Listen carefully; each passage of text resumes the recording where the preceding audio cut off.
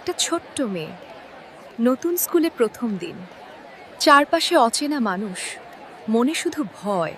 ক্লাসে ঢুকতেই একটা ছেলে বারবার তাকাতে থাকে।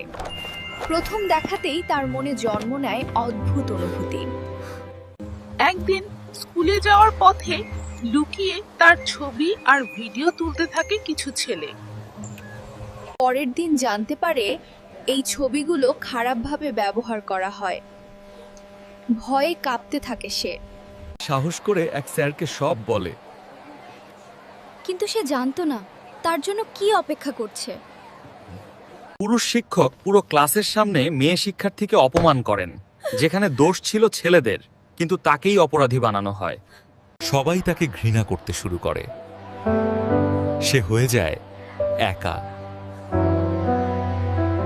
সেদিন সে প্রতিজ্ঞা করে, আমি একদিন সবার প্রিয় হয়ে দেখাবো। দিন যায়, সে শুধু পড়াশোনা করে নিজেকে বদলাতে থাকে। যারা একসময় ঘৃণা করত তারাই একে একে তার বন্ধু হয়ে যায়। আর সেই ছেলে ধীরে ধীরে একা হয়ে যায়। তার গার্লফ্রেন্ড তাকে ছেড়ে চলে যায়, তার জীবন বদলে যায়। শেষ পর্যন্ত সে সফল হয়ে স্কুল ছাড়ে আর প্রমাণ করে অন্যায় নয়, ধৈর্য আর পরিশ্রমই সবচেয়ে বড় শক্তি।